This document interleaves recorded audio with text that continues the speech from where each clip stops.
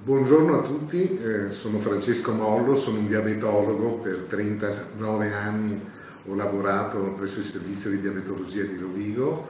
e adesso con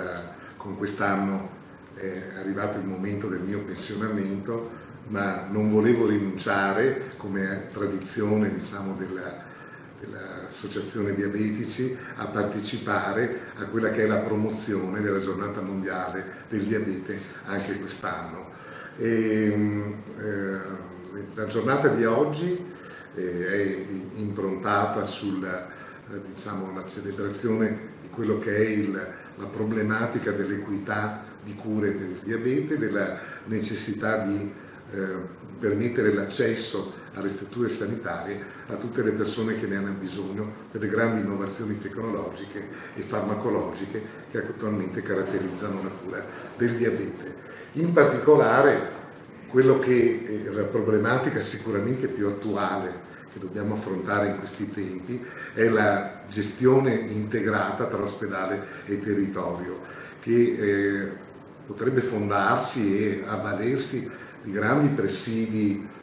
sanitari, quali percorsi diagnostico programmati, la nota 100 dell'AIFA per la prescrizione dei farmaci, la telemedicina che è stata ampiamente sperimentata proprio nel periodo del Covid e perché no anche finanziamenti che dovrebbero arrivare con il piano nazionale di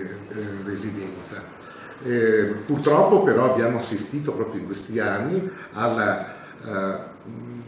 difficoltà che sono state create dalle contingenze, non ultima l'infezione Covid che ha completamente allontanato diciamo, questo ponte che si sta creando proprio tra ospedale e territorio.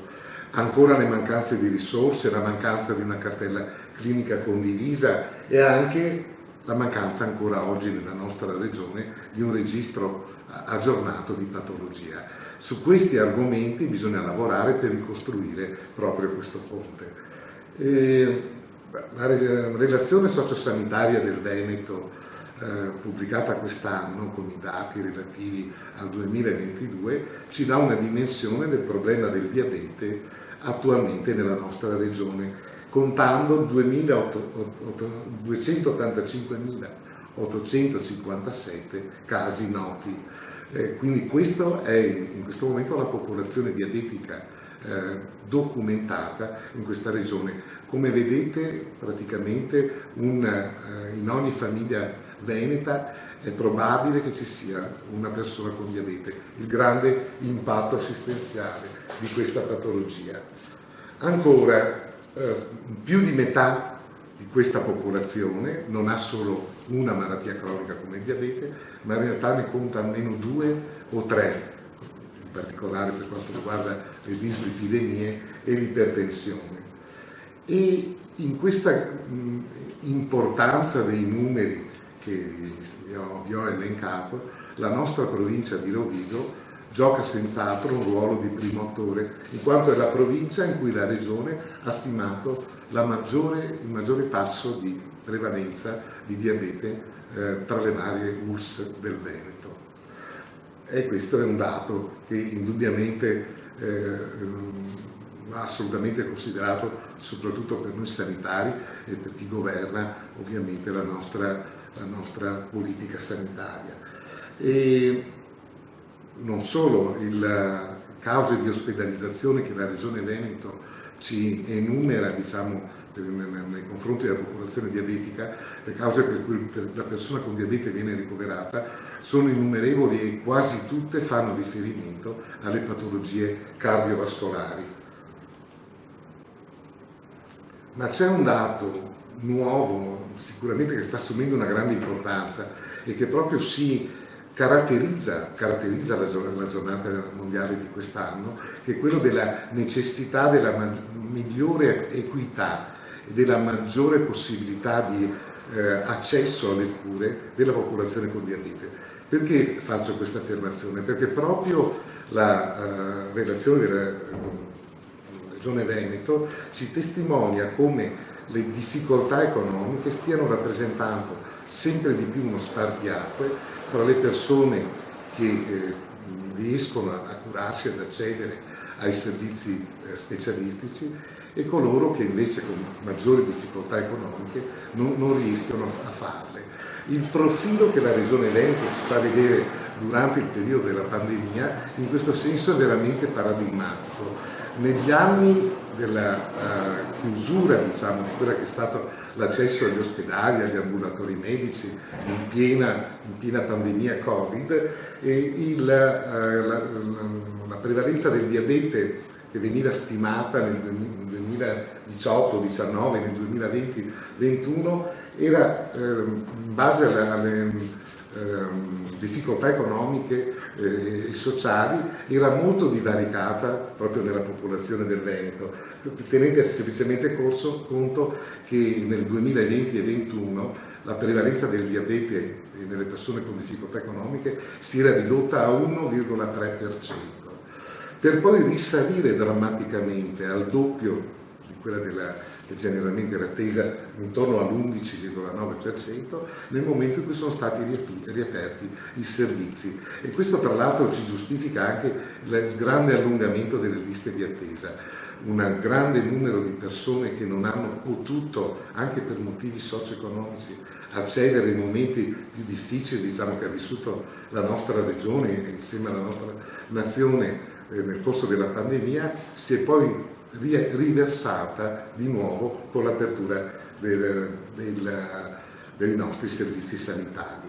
E questo problema di assicurare equità e uguaglianza nell'accesso alle cure è uno dei problemi veramente più urgenti e importanti che con la giornata mondiale di quest'anno si vuole mettere in evidenza. Il Covid ha anche mostrato un'altra cosa, come la mortalità delle persone con diabete sia stata particolarmente più elevata, sia nel diabete di tipo 1 che in quello di tipo 2, rispetto alla popolazione generale, con dati che arrivano fino a 3 volte superiori proprio a quelli della popolazione generale. Quindi come più che di pandemia oggi gli epidemiologi usano parlare con appropriatezza di sindemia, cioè del fatto che una patologia cronica in un contesto come quello della pandemia del Covid amplifica i danni in particolari popolazioni, quelle ad esempio diabetiche, in modo veramente peculiare. Ancora, una parola però anche di conforto. Oggi disponiamo, in base alle conoscenze su quello che è la causa del diabete e sugli organi che in qualche modo sono responsabili del rialzo della glicemia, non più solo il fegato e il pancreas come era tradizione fino a una ventina di anni fa, ma oggi valorizziamo molto l'influenza che ha disfunzioni intestinali, problemi di tipo neurologico e nervoso centrale, problemi legati al tessuto adiposo e al sistema immunitario. Bene, accanto all'apertura, diciamo, di conoscenza che c'è stata sulle cause del diabete, vi è anche la possibilità di avere molti nuovi farmaci che agiscono in base alla causa principale, agli organi che principalmente sono, diciamo, coinvolti in questa patologia, permettendoci una personalizzazione della terapia del diabete, che oggi è diventata molto più articolata e complessa, ma nello stesso tempo anche molto più efficace e con minori effetti collaterali. Con questa apertura di speranza e sperando che questo ponte si possa ricostruire così come è avvenuto con quello di Genova, che tutti ricordiamo